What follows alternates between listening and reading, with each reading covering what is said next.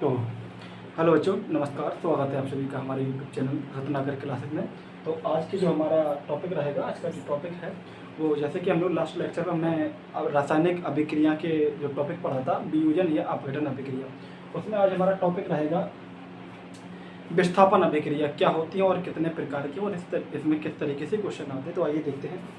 तो सबसे पहले यहाँ पर देखिए, आपको दिखाई दे रहा होगा, यहाँ लिखते हैं हम विस्थापन अभिक्रिया। विस्थापन अभिक्रिया, अभिक्रिया को यहाँ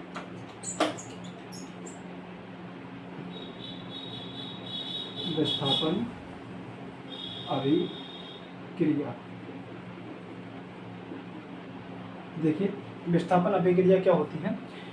वे अभिक्रियाएं या वे रासायनिक अभिक्रियाएं जिनमें अधिक क्रियाशील तत्व कम क्रियाशील तत्व को उसके लवण के जलीय विलयन से उसे विस्थापित कर देता है। तो क्या बोला, वे अभिक्रियाएं, वे अभिक्रियाएं,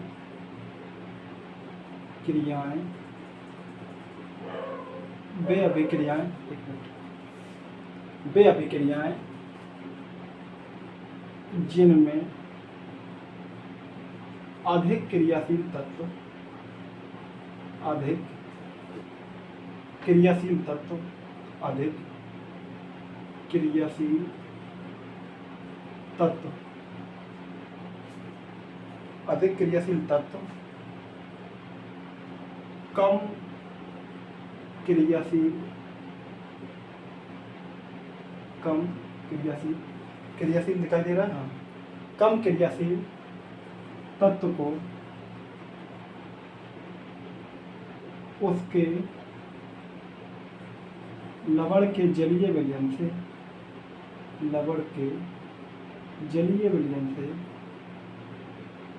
जलीय विलयन से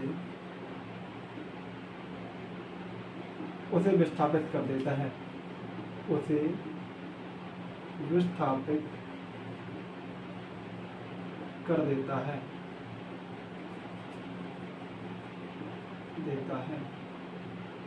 उसे क्या कहते हैं हम, विस्थापन अभिक्रिया कहते हैं। तो क्या बोला, वे रासायनिक अभिक्रियाएं जिनमें अधिक क्रियाशील तत्व कम क्रियाशील तत्व को उसके लवण के जलीय विलयन से विस्थापित कर देता है, वो कहलाती है आपकी क्या, विस्थापन अभिक्रिया। जैसे कि हम बात करें copper sulphate CuSO4, copper sulphate की क्रिया अगर हम करा दें किससे, सोडियम से, है ना, सोडियम से, तो यहाँ पर देखिए ये सोडियम इस कॉपर की जगह लेगा और बनाएगा Na2SO4 और Cu क्या हो जाएगा अलग, ठीक है ना। अभी यहाँ पर यहाँ Cu में 2 नहीं लगा और Na में 2 लगा हुआ है, तो ये थोड़ा सा फॉर्मूला जो बनते हैं उस हिसाब से यहाँ पर लगाया, क्योंकि कॉपर यहाँ पर +2 ऑक्सीडेशन स्टेट में है और यहाँ पर सोडियम 1 में है, तो ये कन्वर्ट होने के लिए 2 के लिए हमें यहाँ पर 2 लगाना पड़ेगा। या आप लेक्चर देख सकते हैं, आप पीछे लेक्चर हमने बताया है कि फॉर्मूला कैसे बनते हैं, यहाँ पर ज़्यादा डिस्कस नहीं करेंगे। और एक एग्जाम्पल देख लेते हैं। मान लीजिए हम बात करते हैं AgNO3 की, AgNO3 की क्रिया अगर हम करा दें किससे, जिंक से, तो ये देखिए ये कहाँ पहुँच जाएगा, इसकी जगह पहुँच जाएगा। तो यहाँ पर जिंक है, ये पहुँच जाए ZnNO3 बनाएगा और यहाँ पर लग जाएगा होल 2i। इसके बाद आपका Ag क्या हो जाएगा अलग। अच्छा, ये अलग कौन कर सकता है कौन नहीं कर सकता है, इसके लिए आपको विद्युत रासायनिक श्रेणी पता होनी चाहिए, है ना। तो हम यहाँ पर विद्युत रासायनिक श्रेणी लिख देते हैं। विद्युत रासायनिक श्रेणी को शॉर्ट में लिखते हैं ECS। ECS क्या है, इलेक्ट्रोकेमिकल सीरीज। क्या बोला, इलेक्ट्रोकेमिकल सीरीज, या इसको बोलते हैं हम सक्रियता श्रेणी। यहाँ पर हम जो लाइन लिखने वाले हैं वो लाइन आपको ये बताएगी कि कौन तत्व किसको हटा सकता है और कौन किसको नहीं हटा सकता, ठीक है ना। तो यहाँ पर लिखते हैं, यहाँ पूरी एक बार में लाइन लिख देते, पूरी यहाँ नीचे आ जाएगी आपकी, ऐसे लिख व सर का न मग अल मन जन कर फी कण को मिशन पब है, उसके बाद है CUHG AG PT AU। ये AU आपको लास्ट में दिखाई दे रहा होगा, देख लेते हैं एक बार। हाँ, दिखाई दे रहा है आपको। तो देखिए होता क्या है कि इन सब में सबसे ज़्यादा क्रियाशील है आपका सोडियम, सॉरी यहाँ पर लिथियम है, ये लिथियम। इसके बाद lithium, potassium, barium, strontium, calcium, sodium, magnesium, aluminium, manganese. इसके बाद ये जिंक, ये chromium, iron, cadmium, cobalt, nickel, tin, lead, और इसके बाद ये है ना। तो ये सब आपके ज़्यादा क्रियाशील तत्व। जैसे कि हम बात करें थोड़ा सा, जो ऊपर एग्जाम्पल लिए, ऊपर आप देखेंगे यहाँ पर क्या है, सिल्वर। तो सिल्वर आप देखेंगे, सिल्वर आपको यहाँ से देखें कहीं सिल्वर नहीं मिलेगा, सिल्वर आपको मिलेगा लास्ट में। कहाँ मिलेगा, ये लास्ट में आपको सिल्वर दिखाई दे रहा है। अब सिल्वर को कौन कौन हटा सकता है, सिल्वर को कौन कौन हटा सकता है वो देखेंगे। सिल्वर को ये सब हटा सकते हैं, ये यहाँ जितने आगे लिखे हैं, सिल्वर को ये सब हटा सकते हैं, है ना।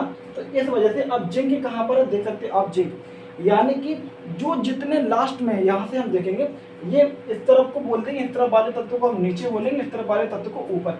जैसे कि हम बात करें इस कैडमियम को, कैडमियम को कौन कौन हटा सकता है, तो यहाँ जो लास्ट के तत्व कैडमियम के बाद ये वाले नहीं हटा सकते, ये वाले सब कैडमियम के हटा सकते हैं, कैडमियम को हटा सकते हैं। ऐसे ऊपर कापर लिए थे, कापर आप देखें कहाँ पर ये Cu। अब Cu को कौन कौन हटा सकता है, तो ये H2PB, ये सब के सब हटा सकते हैं Cu को, लेकिन ये लास्ट वाले नहीं हटा सकते। यानी कि जो ज़्यादा क्रियाशील है, कौन है क्रियाशील, जो ऊपर स्थित है। ऊपर कौन, ये इस तरफ वाले ऊपर स्थित है और इस तरफ वाले नीचे स्थित है ना। तो थोड़ा सा आपको इसके बारे में ध्यान रखना है कि कौन किसको हटा सकता है और कौन किसको नहीं। अब हम बात करते हैं विस्थापन अभिक्रिया 2 प्रकार की होती है, उसको हम जल्दी से लिख लेते हैं, है ना। और विस्थापन अभिक्रिया 2 प्रकार की, इसके बाद हमारा कंप्लीट लेक्चर हो जाएगा, है ना। विस्थापन अभिक्रिया कौन कौन सी है, एक है आपकी द्विविस्थापन, द्विविस्थापन। एक तो विस्थापन हो गई आपकी, एक आएगा द्विविस्थापन, द्विविस्थापन। एक तो विस्थापन हो गई आप, एक हो जाएगा द्विविस्थापन, है ना। विस्थापन में एक विस्थापन है, एक द्विविस्थापन। और द्विविस्थापन भी आपकी 2 प्रकार की है। अब द्विविस्थापन में क्या होता है, इसको शॉर्ट में बता देते हैं। शॉर्ट में क्या, आयनों के मध्य होने वाली अभिक्रिया क्या होती है, आयनों के मध्य होने वाली अभिक्रिया को बोलते हैं हम द्विविस्थापन या आयनिक अभिक्रिया। तो ये किसके मध्य होती है, आयनों के मध्य, आयनों के मध्य होने वाली अभिक्रिया को, होने वाली अभिक्रिया को क्या बोलते हैं, द्विविस्थापन अभिक्रिया, या क्या बोलेंगे हम, आयनिक अभिक्रिया। क्या बोलेंगे, आयनिक अभिक्रिया। एग्जाम्पल, इसका एग्जाम्पल में है उदासीनीकरण अभिक्रिया, उदासीनीकरण अभिक्रिया, उदासीनीकरण अभिक्रिया। तो देखिए उदासीनीकरण अभिक्रिया क्या होती है, अम्ल और क्षार के मध्य होने वाली अभिक्रिया को बोलते हैं उदासीनीकरण अभिक्रिया। क्या बोला, अम्ल और क्षार के मध्य। तो अम्ल क्या है, एक अम्ल ले लीजिए कोई सा भी, और एक क्षार ले लीजिए, तो ये रिएक्शन बन जाएगी आपकी NaCl प्लस H2O। एक और ले लेते हैं कोई, मान लीजिए नाइट्रिक अम्ल है, HNO3 प्लस यहाँ पर ले लेते हैं हम KOH, तो यहाँ पर बन जाएगा आपका potassium nitrate KNO3 plus H2O।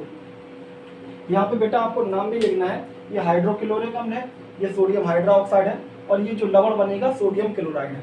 यहाँ पर जल आप जानते होंगे, ये आपका है नाइट्रिक अम्ल, ये पोटेशियम हाइड्रोक्साइड, है ना। और ये क्या, पोटेशियम नाइट्रेट, और ये क्या है, जल। इन दोनों में ये वाला ज़्यादा क्षारीय होता है, ठीक है ना, ये ध्यान रखना। इसके बाद द्विविस्थापन अभिक्रिया का एक उदाहरण और है जिसको हम बोलते हैं, एक एग्जाम्पल उसका है अवक्षेपण अभिक्रिया, अवक्षेपण अभिक्रिया, अवक्षेपण अभिक्रिया, ठीक है ना। अब अवक्षेपण अभिक्रिया बेटा क्या होती है, अवक्षेपण अभिक्रिया भी आयनों के मध्य ही होती हैं, ध्यान से सुनेंगे। अवक्षेपण अभिक्रिया भी आयनों के मध्य होने वाली अभिक्रिया है, लेकिन अंतर क्या है, अवक्षेपण अभिक्रिया में एक ऐसा पदार्थ बनता है जो अवलेय होता है ना। तो क्या वे रासायनिक अभिक्रिया जिनमें एक अवलेय पदार्थ बनता है, उनको क्या बोलते हैं, अवक्षेपण अभिक्रिया। फिर से बोल रहे, वे रासायनिक अभिक्रिया जिनमें अवक्षेप बनता है। अवक्षेप क्या होता है, अवलेय पदार्थ होता है, ठीक है ना। तो एग्जाम्पल डेफिनेशन हमने आपको बता दी, एक बार फिर से बता देते हैं। बेरासायनिक अभिक्रिया जिनमें अवक्षेप बनता है अवक्षेपण अभिक्रियाएं कहलाती हैं। एग्जाम्पल क्या है? NaCl प्लस AgNO3 तो ये बना लेगा AgCl और NaNO3। तो ये है सोडियम क्लोराइड, ये सिल्वर नाइट्रेट है ना, जो कि ऊपर लिया था। यहाँ पर बेटा नाम बताना भूल गए थे, लिख लेना, ये जिंक नाइट्रेट है, ये सोडियम सल्फेट है। केमिस्ट्री अगर आपको अच्छी करनी है तो ये कॉमन नाम आपको पता होने चाहिए। सोडियम क्लोराइड सिल्वर नाइट्रेट से क्रिया करेगा तो क्या बनाएगा? सिल्वर क्लोराइड और सोडियम नाइट्रेट। एक एग्जाम्पल और बताते हैं आपको, बेरियम सल्फेट, ठीक है ना, और एक रहेगा आपका सोडियम क्लोराइड, ठीक है ना। एक मिनट, दिखाई दे रहा है ना? दिखाई दे रहा है, देख लेते हैं, ठीक है।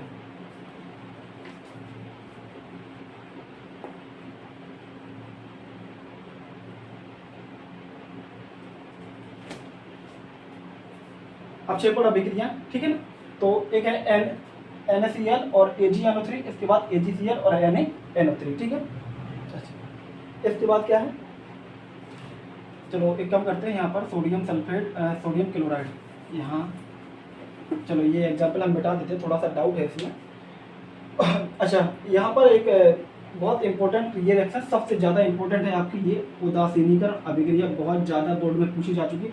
अब उदासीनीकरण अभिक्रिया की डेफिनेशन क्या लिखेंगे? अम्ल और क्षार के मध्य होने वाली अभिक्रिया को उदासीनीकरण अभिक्रिया कहते हैं। तो ये अम्ल हो गया, ये क्षार हो गया। बनता क्या है? इसमें एक एक्स्ट्रा पॉइंट यहाँ पर हम लिख देते हैं, जो अभी दिमाग में आ रहा है, बहुत इंपॉर्टेंट है।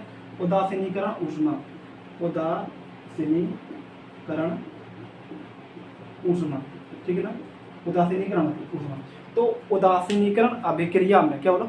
उदासीनीकरण अभिक्रिया में एक ऊष्मा उत्पन्न होती है, जिसको क्या बोलते हैं? उदासीनीकरण ऊष्मा। इसका मान होता है 13.7 किलो